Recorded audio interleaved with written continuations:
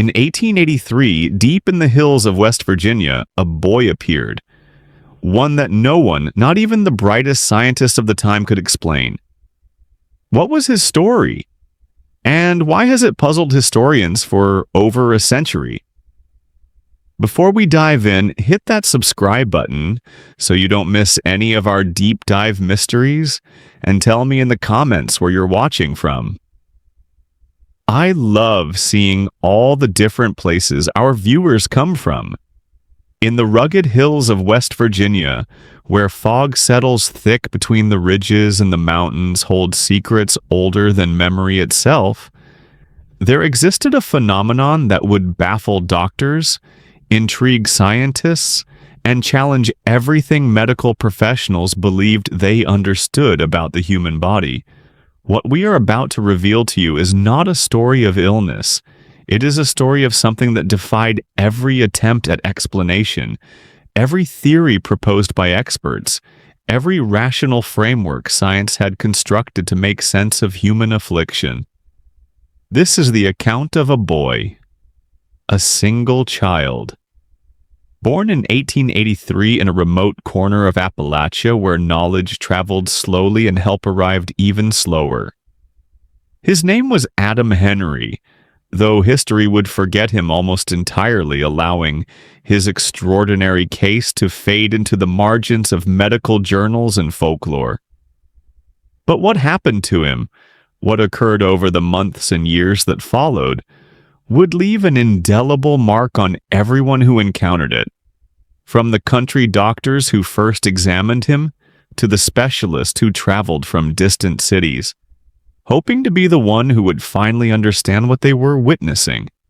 You must understand, this was an era before modern medicine had established its full authority. It was a time when tuberculosis still killed hundreds of thousands, when infections from minor wounds could prove fatal, when the line between life and death remained desperately thin and perilously uncertain. Doctors practiced in dimly lit offices and farmhouse bedrooms, armed with limited tools and even more limited understanding. They diagnosed based on observation, on intuition, on the accumulated knowledge passed down through generations of medical practice. And yet, for all their training, for all their experience, they had never encountered anything quite like what they would face in 1883 West Virginia. The story begins not with a dramatic moment, but with something far more ordinary. A family like thousands of others living in the mountainous regions of Appalachia. A mother, a father, several children scattered across different ages. They lived modestly as most families did. They farmed small plots of land, raised animals, and existed within the tight-knit community that surrounded them. The boy, Adam Henry, was neither particularly sickly nor remarkably robust. He was simply a child, moving through his days with the unremarkable nature of childhood itself. But then something changed.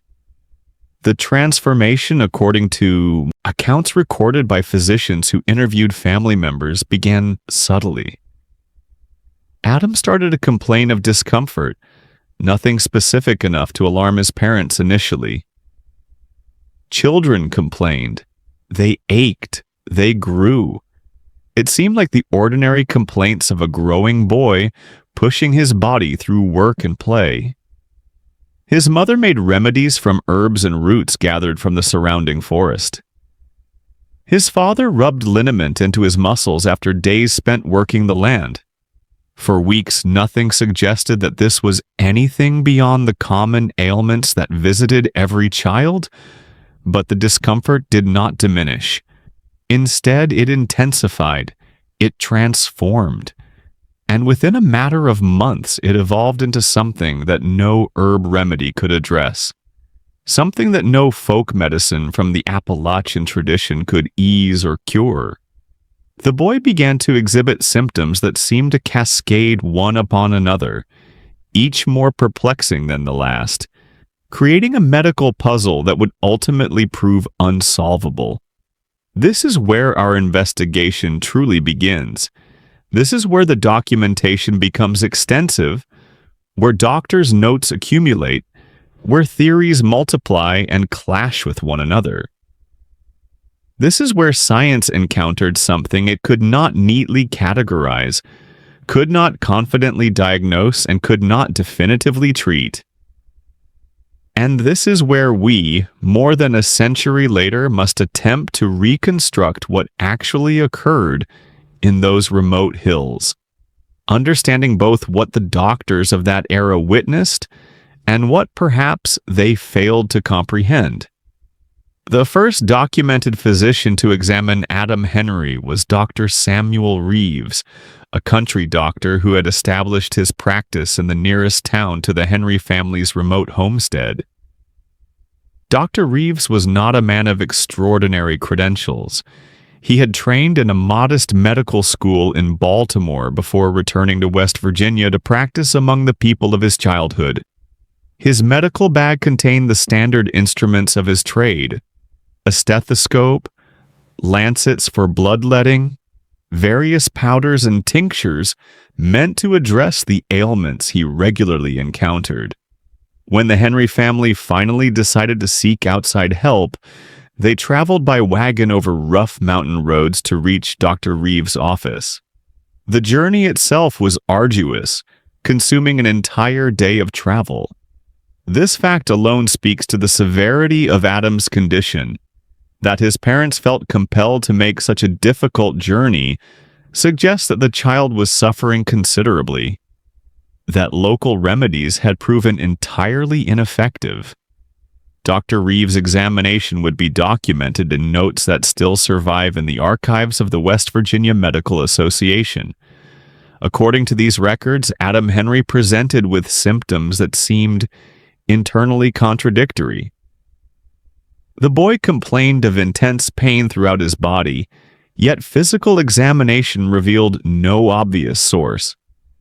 There were no wounds, no signs of infection, no visible abnormalities. His fever was intermittent rather than sustained, rising in the afternoons and subsiding by morning, which was unusual for most infectious diseases doctors regularly encountered. More puzzling still were the neurological symptoms. Adam experienced episodes of involuntary muscle contractions. His limbs would convulse without apparent cause, yet these episodes differed markedly from epileptic seizures. They seemed almost purposeful in their character, as if his body was responding to stimuli that only he could perceive.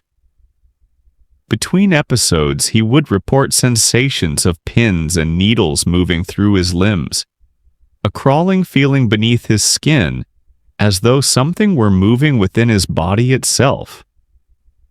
Dr. Reeves, in his notes, described the boy as lucid and cooperative during examination, articulate in his descriptions of his sensations, yet clearly distressed by the experiences occurring within his own body. The doctor proposed several hypotheses. Perhaps this was a form of hysteria, that catch-all diagnosis physicians of the era frequently applied when they encountered symptoms they could not explain. Perhaps it was a spinal cord ailment. Perhaps it represented some form of nervous exhaustion, a concept gaining currency in medical thinking during that period. Reeves prescribed rest, light diet, and regular doses of tonics intended to restore the boy's strength. He advised the family to keep Adam calm, to limit his exertion, to ensure adequate sleep. It was conventional wisdom of the era, applied because the doctor truly had no better alternative to offer. But the fundamental issue remained: what was actually occurring within this boy's body? Days turned into weeks. The prescribed remedies provided no relief. In fact, the symptoms intensified. Adam's episodes of muscle contractions became more frequent and more violent. His pain, rather than diminishing, seemed to expand and transform. What had begun as a generalized aching sensation in his limbs began to localize, focusing intensely on specific regions of his body. He would describe moments when he felt as though his arm was on fire, though examination revealed no burns, no redness, no external sign of injury whatsoever. The family attempted additional treatments. They consulted with herbalists who worked among the mountain communities, individuals whose knowledge of plants and roots was comprehensive, and whose success rate among their patients was often surprisingly high. These practitioners attempted various remedies: infusions of willow bark for pain, poultices of medicinal plants meant to draw out corruption, teas brewed from roots dug during specific lunar phases according to Appalachian tradition. Nothing worked. More troubling still, new symptoms began to manifest. Adam developed what would later be described in medical records as episodes of profound weakness, moments when his entire body would become temporarily paralyzed. During these episodes, which lasted anywhere from minutes to hours, he would be completely unable to move. His eyes could move, he remained conscious and aware, but his voluntary muscle control simply ceased to function. When the episodes ended, sensation would return gradually, often accompanied by intense pain as feeling flooded back through his limbs. It was at this point, roughly 6 months after the initial manifestation of symptoms, that Dr. Reeves determined that the case exceeded his knowledge and experience. He was not a man prone to admitting limitations, but he recognized that he was facing something genuinely outside the scope of his training. He recommended that the family seek consultation with a specialist, a physician with expertise in nervous diseases. This recommendation would require the family to undertake a journey to a larger city, where medical practitioners with more specialized knowledge might be found. The nearest city of significant size where such specialists practiced was Charleston. It was a 2-day journey from the Henry family's home, an expedition requiring considerable expense and effort. But by this time, the family was desperate. They had witnessed their son's condition deteriorate for months without relief. They were willing to attempt anything that might provide answers, or at minimum, provide some degree of mitigation of his suffering. Dr. Lawrence Foster was a neurologist of some repute within Charleston's medical community. He had trained in Philadelphia, which in the 1880s was one of the centers of American medical advancement. Foster kept current with medical journals from Europe, where the study of nervous diseases had advanced considerably beyond what was practiced in most American cities. When Dr. Reeves's letter of introduction arrived, describing the case of young Adam Henry, Dr. Foster found himself intrigued enough to agree to an examination. The Henry family made the difficult journey to Charleston, traveling by wagon to the rail line, then by train into the city. For a rural family from deep Appalachia, the experience of visiting a city was transformative in itself. The noise, the crowds, the presence of so many people and so much development created a jarring contrast to their isolated mountain existence. But their wonder at the city was secondary to their urgent hope. Finally, they believed, they would encounter someone with the knowledge and expertise to explain what was happening to their son. Dr. Foster's examination of Adam Henry was extensive and meticulous. His notes, preserved in his personal papers, reveal a physician genuinely puzzled by what he encountered. Foster replicated many of the examinations Dr. Reeves had performed, confirming the absence of physical findings that would typically correlate with the boy's symptoms. But Foster added additional evaluations based on his specialized knowledge of nervous diseases. He tested the boy's reflexes with careful attention to their intensity and quality. He examined sensation at multiple points along Adam's limbs using various stimuli, sharp implements, soft materials, temperature variations. What Foster discovered was remarkable for what it revealed, and equally remarkable for what it did not reveal. The boy's sensory responses were inconsistent and often contradictory. In some areas of his body, Adam exhibited heightened sensitivity to touch. A light stimulus would elicit significant pain response. In other areas, sensations that should have caused pain elicited little reaction. His reflexes, typically reliable markers of nervous system function, were abnormally exaggerated in some instances and completely absent in others.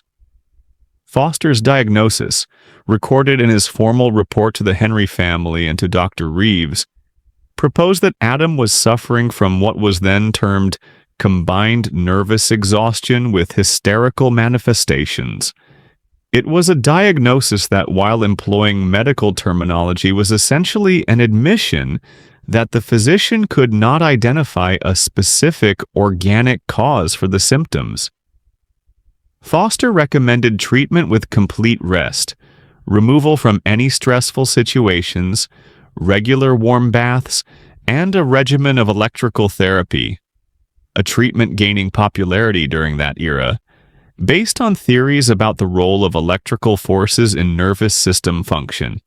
The family returned home with these recommendations, with some of Foster's prescribed treatments, and with the sense of partial relief that at least a diagnosis had been offered, even if the underlying mechanism remained mysterious. But the relief proved short-lived. The treatments prescribed by Dr. Foster produced no meaningful improvement.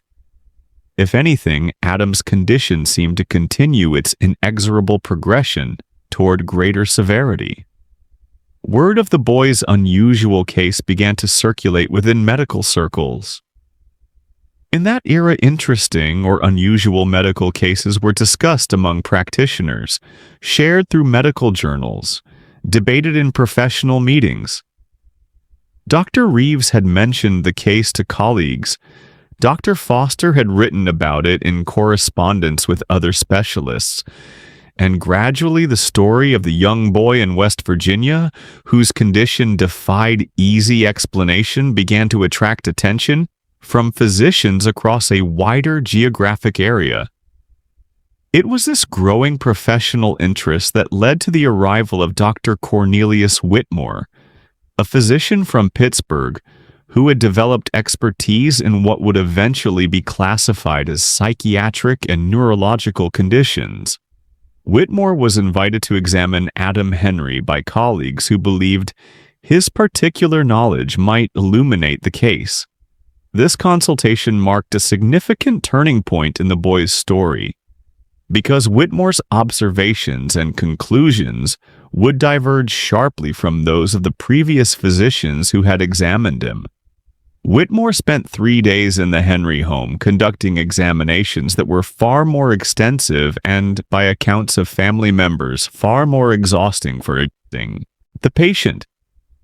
He observed Adam Henry during various states, during episodes of acute symptom manifestation, during periods of relative calm, during sleep, upon waking.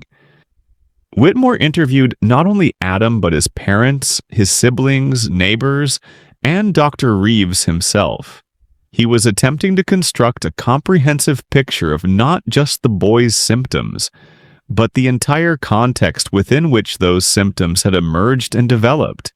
In his formal report, Whitmore proposed a radically different interpretation.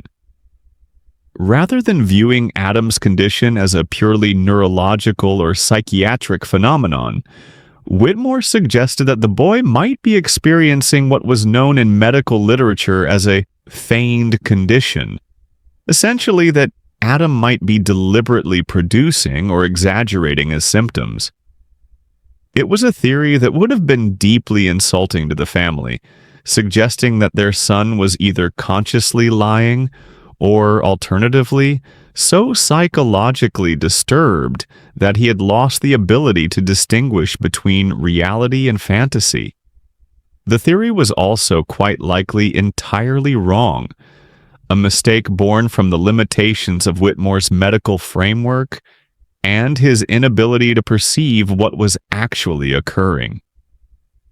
But regardless of whether Whitmore's theory was accurate or flawed, his involvement in the case marked an important development. He had validated that something genuinely unusual was occurring. He had legitimized the case as worthy of serious professional attention, and he had perhaps unintentionally set the stage for even greater scrutiny and investigation. Between the years 1883 and 1886, Adam Henry's condition underwent transformations that seemed to follow no predictable pattern, yet each transformation pushed the boundaries of what medical science had previously encountered. The symptoms that had initially manifested in his limbs began to spread throughout his entire body. New manifestations emerged that seemed even more difficult to explain than the original complaints. One of the most distressing developments was what Adam and his family described as episodes of internal sensation. The boy reported feeling sensations deep within his body, in his chest, his abdomen, his head, sensations that seemed to have no external cause or obvious source. He would describe them as movement, as though something was traveling through his internal organs, beneath his skin, through the spaces between his bones. He would point to locations on his body and describe intense pain localized to those exact areas, yet external examination revealed nothing. No swelling, no discoloration, no injury. Medical texts from that era describe various theories physicians proposed to explain such presentations. Some suggested parasitic infection, despite the absence of evidence that parasites were present. Others proposed that Adam suffered from some form of occult infection, an infection so subtle that it eluded detection by available medical methods. Still others fell back on psychological explanations, though these explanations became increasingly difficult to sustain as the physical manifestations continued to intensify. By 1885, nearly 2 years after the onset of symptoms, Adam's condition had become so severe that he was largely confined to bed.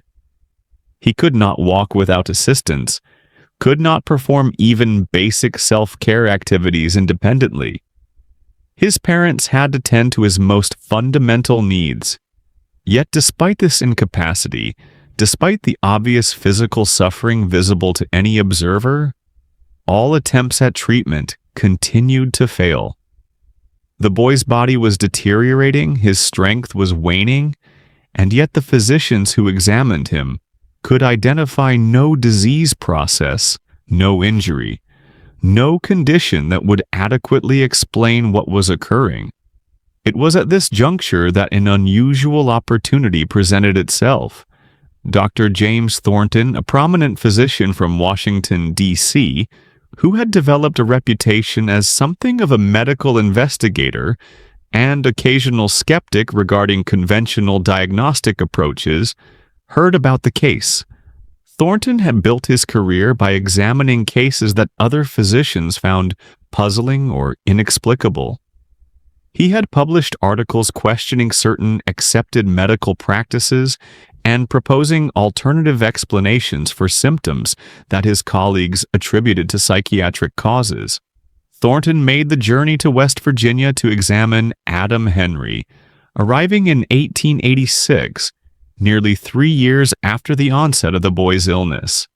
Unlike many of the previous physicians who had examined the boy, Thornton brought with him a more sophisticated array of diagnostic equipment, tools that represented the cutting edge of medical technology of that era.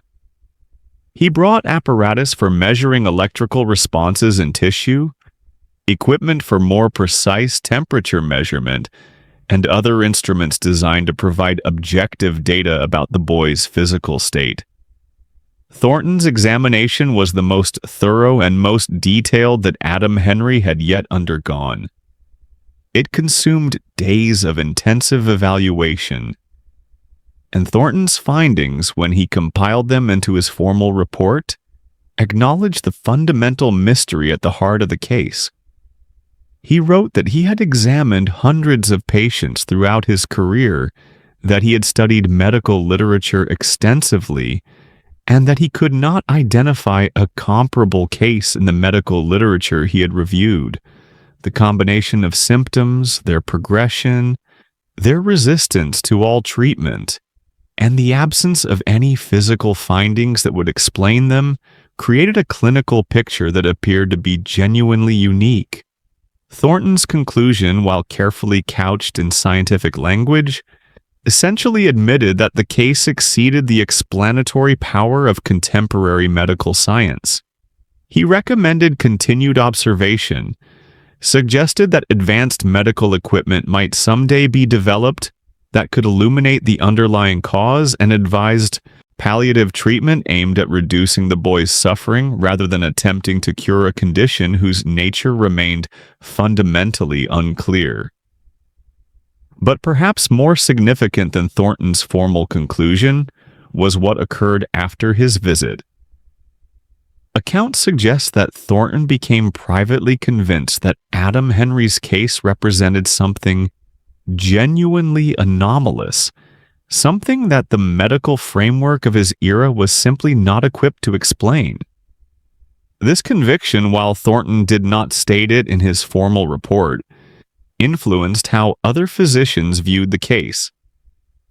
If a man of Thornton's reputation, a physician known for skepticism and rigor, felt compelled to acknowledge the case's inexplicability, then perhaps it was indeed beyond explanation using existing medical knowledge. This realization that a case had emerged that seemed to exceed the explanatory power of contemporary medical science had profound psychological effects on all those involved.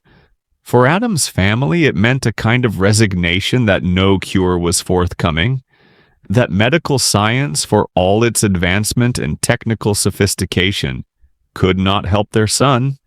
For the physicians involved, it created a kind of cognitive dissonance. They were trained to believe that disease had causes, that causes could be identified through careful investigation, and that once identified, treatments could be developed. Yet here was a case that seemed to violate all of these assumptions. As the 1880s progressed toward the 1890s, the case of Adam Henry evolved from a medical curiosity into something approaching a legend within medical circles. Physicians who had never personally examined the boy had heard of his case through colleagues, through journal articles, through professional meetings and correspondence. The boy's name, or rather the anonymized version of his name used in medical literature, became associated with a condition that medicine could not explain, a challenge to the authority of medical science itself. What makes the case particularly remarkable is that we must recognize the era in which it occurred. This was a time before X-rays, before advanced laboratory diagnostics, before the full understanding of infectious disease that would emerge in the following decades. Medical science was powerful enough to save lives, yet still primitive enough that many conditions remained profoundly mysterious. Doctors worked largely by observation and logical deduction, constrained by the tools available to them and by the theoretical frameworks within which they had been trained. Yet even within these constraints, something profoundly unusual about Adam Henry's case seemed apparent to everyone who examined him. It was not merely that doctors could not identify a cause. This situation, while frustrating, was not uncommon in medical practice. Rather, it was that the symptoms seemed to systematically defy the patterns that physicians had come to expect based on their experience with disease. The progression of the condition, the pattern of symptoms, the resistance to treatment, the inconsistencies in physical findings. All of these elements combined to create a presentation that seemed fundamentally anomalous. To understand the true strangeness of Adam Henry's condition, one must appreciate what physicians of that era understood about disease and symptoms. They had developed extensive taxonomies of diseases based on careful observation of countless patients over generations.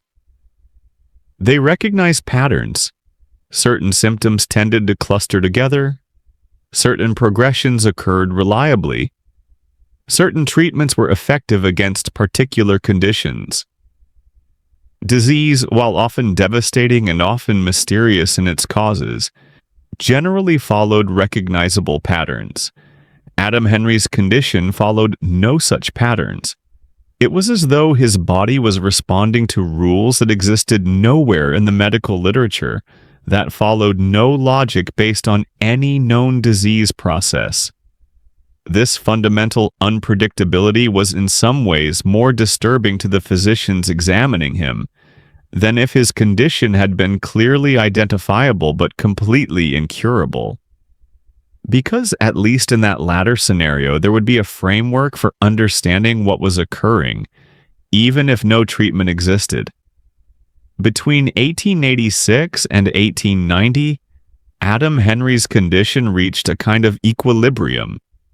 He remained severely incapacitated, unable to walk unaided, dependent on his family for all self-care needs. His pain remained intense, his episodes of paralysis continued, his internal sensations persisted. Yet he did not die. He did not seem to be progressing toward death in the manner that patients with terminal illnesses typically do. Instead, he seemed to exist in a kind of stasis, profoundly suffering, profoundly incapacitated, yet not deteriorating further. During this period, something remarkable occurred. Accounts from that era, documented in letters and in medical correspondence, suggest that Adam Henry began to develop an unusual awareness regarding his condition. While he remained a child and then a young adolescent, experiencing symptoms that he could not have understood or anticipated, he seemed to develop an almost philosophical acceptance of his state. Accounts suggest that he became unusually articulate about describing his own symptoms, that he displayed an unusual capacity for introspection and self-observation that would have been remarkable in any adolescent, but was particularly remarkable in a boy suffering from such severe affliction.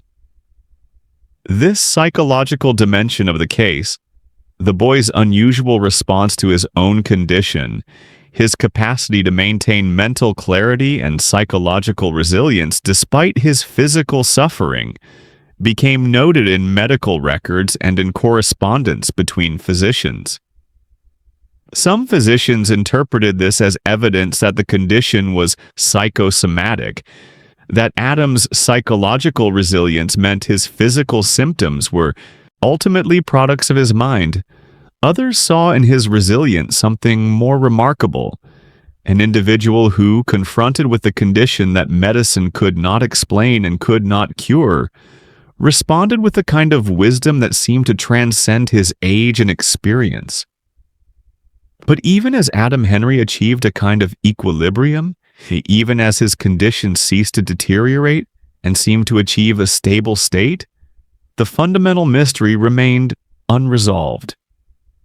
What was actually occurring within this boy's body?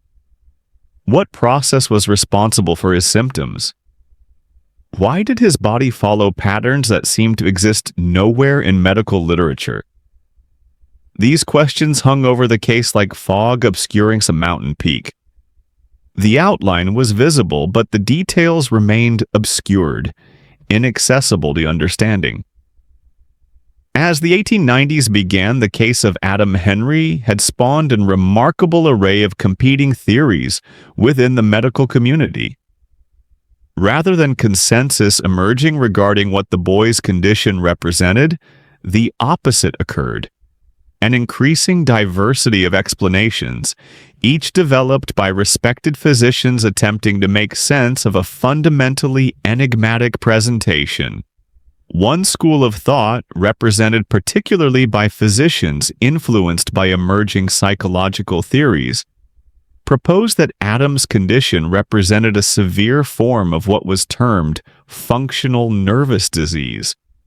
According to this interpretation, there was no underlying organic damage or disease process in the boy's body.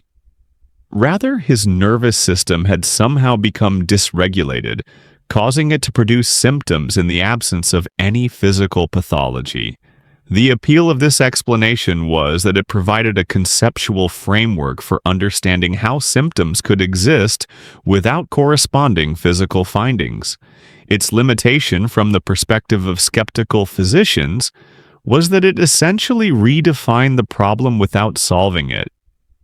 Merely naming the condition as a functional nervous disorder did not explain what mechanism was producing the symptoms. Another perspective held by physicians with interest in infectious disease proposed that Adam suffered from a chronic infection by some organism that existing diagnostic methods could not detect.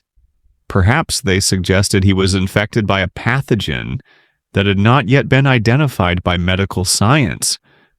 Or perhaps he suffered from a parasitic infection that existed in some unusual location within his body, hidden from observation. This theory had the advantage of providing an explanatory mechanism. If unidentified infection was responsible, that would explain the symptoms' resistance to treatment, since the infection would not be addressed without specific knowledge of the pathogen involved. Yet a third perspective, held particularly by physicians influenced by emerging toxicology and chemistry, proposed that Adam might be suffering from some form of chronic poisoning. Perhaps he was exposed to a toxic substance in his environment, arsenic from contaminated water, lead from unknown sources, some other poison that was accumulating in his body over time and producing the observed symptoms. This theory was interesting partly because it emerged from a genuine problem in the era. Environmental contamination and chemical exposure were real dangers, and they could produce complex and confusing symptom patterns. Beyond these primary theories, numerous other explanations were proposed. Some physicians suggested that Adam might be suffering from an unusual presentation of syphilis, though there was no evidence the boy had contracted the disease. Others proposed rare forms of arthritis or rheumatic disease. Still others suggested that he suffered from some form of degenerative nervous disease, a process of gradual deterioration in his nervous system that would eventually lead to his death, though this seemed unlikely given that his condition had reached equilibrium rather than continuing to worsen. What is particularly striking about this proliferation of theories is that they emerge not from ignorance or lack of investigation, but rather from genuine investigation and careful observation. These were competent physicians, men trained in medical science, applying their intelligence and knowledge to a genuinely puzzling case. The profusion of theories reflected not a failure of medical science, but rather the reality that the case presented features that seemed to violate the categories through which medical science operated. In 1892, a significant event occurred. A medical journal published a comprehensive review article about Adam Henry's case, written by Dr. Foster, the Charleston neurologist who had examined the boy several years earlier. The article, titled "An Extraordinary Case of Nervous Manifestation, Medical Notes on an Unusual Presentation," presented detailed accounts of the boy's symptoms, described the findings of multiple physicians who had examined him, and laid out the various theories that had been proposed. The article was written with the family's permission, and significant effort was taken to maintain confidentiality regarding their identity. The publication of this comprehensive review had significant consequences. It elevated the case from anecdotal medical curiosities discussed among colleagues to a formally documented medical case, presented to the broader medical community through peer-reviewed publication. Physicians across the country who read the journal became aware of the case. Some experienced recognition. They themselves had encountered patients with similar presentations and had struggled to explain them. Others experienced skepticism. They questioned whether the case was as anomalous as presented, whether perhaps a more careful investigation would reveal an explanation that had been overlooked. The article provoked substantial correspondence and commentary.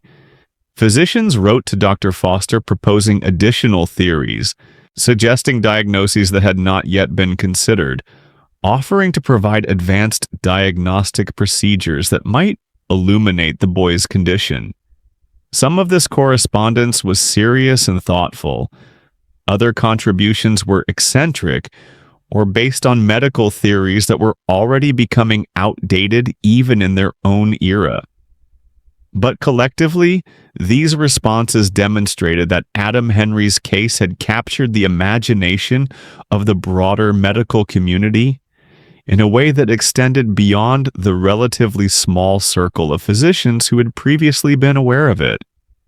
One particularly interesting response came from a group of physicians in Philadelphia who had been experimenting with what were then cutting-edge diagnostic methods. They proposed that if the Henry family agreed, they could conduct a series of novel diagnostic procedures that might illuminate the boy's condition.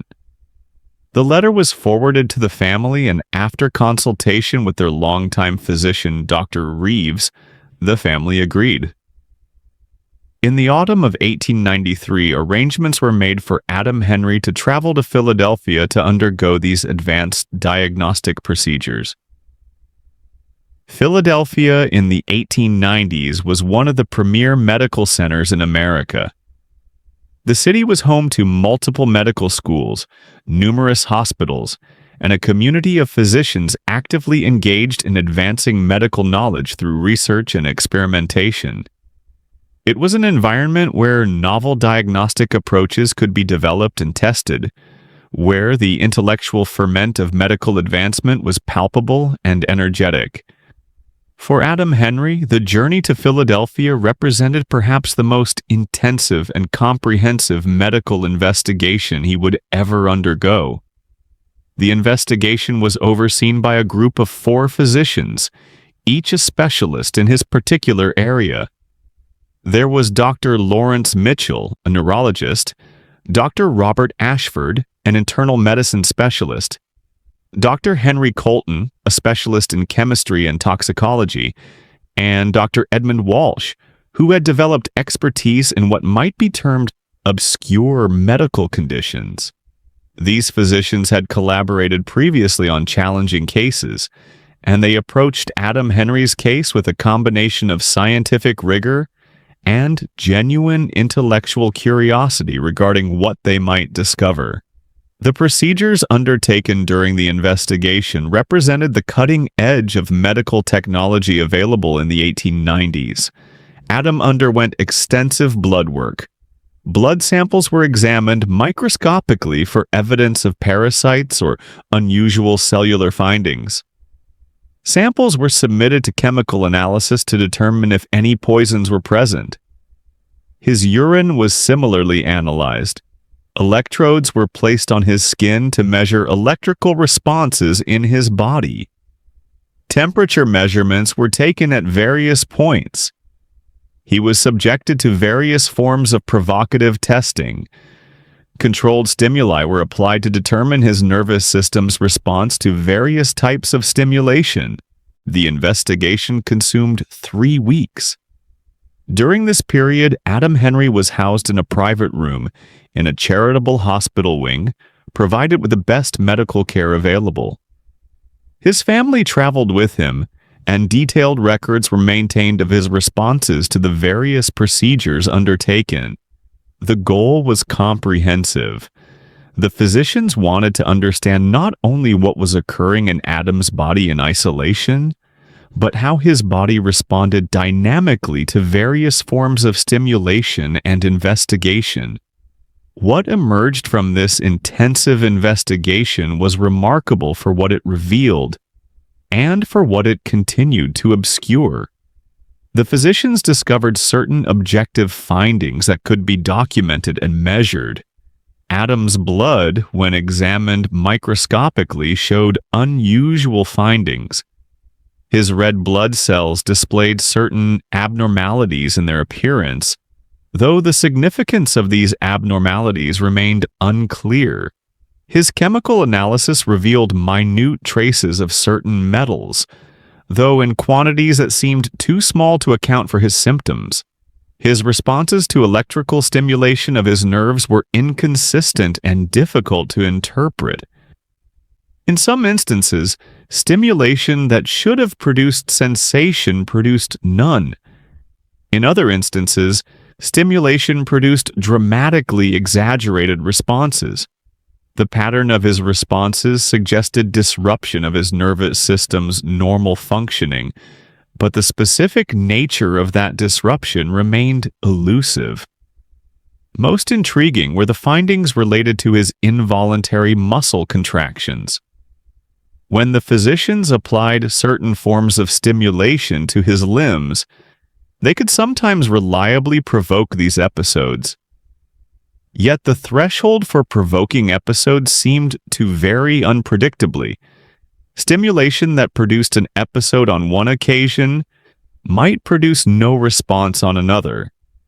And most remarkably, the episodes could sometimes be provoked by stimulation in one location that seemed to have no anatomical relationship to the location where the muscle contractions occurred. The physicians spent considerable time in discussion attempting to interpret these findings. The objective findings they had documented were real. They had equipment and procedures that could verify them. Yet the findings seemed to point in different directions, suggesting multiple possible explanations rather than illuminating a single underlying cause. After 3 weeks of intensive investigation, the physicians provided their formal conclusions to Adam Henry's family. These conclusions were carefully worded and, upon careful reading, somewhat remarkable for what they did and did not assert. The physicians acknowledged the objective findings they had documented. They proposed that these findings suggested some form of neural disruption, an alteration in how the boy's nervous system was functioning. They recommended continued investigation using methods that would not be available for many years, procedures that modern medicine now routinely employs, but that did not yet exist in the 1890s. Importantly, the physicians acknowledged in their conclusion what they could not determine, the cause of the neural disruption they had documented.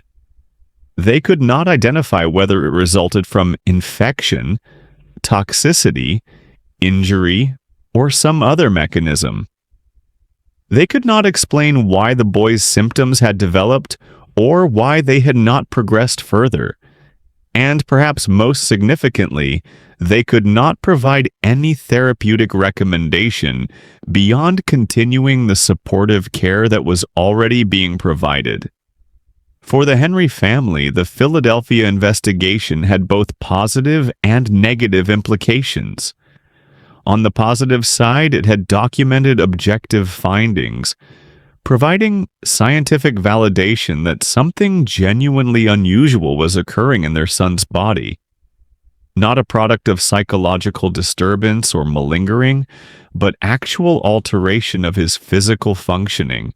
On the negative side, the investigation had consumed considerable resources, subjected Adam to numerous procedures, and ultimately had not provided answers or therapeutic interventions that would improve his condition. Adam Henry returned to West Virginia after the Philadelphia investigation changed, yet unchanged. The investigation had occupied him for weeks, had documented objective findings about his condition, Yet his symptoms persisted unabated. He remained incapacitated, dependent on his family, suffering ongoing pain and the troubling internal sensations that he continued to report. The investigation, while scientifically interesting, had provided no practical benefit to the boy suffering the condition. The 1890s progressed toward the turn of the century. Adam Henry, now approaching adulthood, remained in the same profoundly incapacitated state that had characterized his condition for years. He had not died. He had not significantly improved. He existed in a state of chronic severe disability, dependent on his family for all needs, experiencing ongoing symptoms that had never been adequately explained or treated. What is remarkable about the available historical accounts from this period is not so much what they tell us about medical developments or about new diagnostic findings. Rather, it is what they tell us about how communities and families respond to the presence of profound, inexplicable suffering. Adam Henry was not hidden away out of shame, as might have occurred in other contexts. Rather, he remained within his family home, part of his community, known to his neighbors and to the people who lived in the surrounding region. Accounts from the period suggest that Adam became a kind of local figure, the boy whose condition no doctor could explain, whose suffering was apparent to all who knew him, yet who maintained a kind of philosophical acceptance regarding his state. Local inhabitants who knew the Henry family reported that Adam displayed unusual intelligence and unusual emotional resilience. Despite his severe physical incapacity,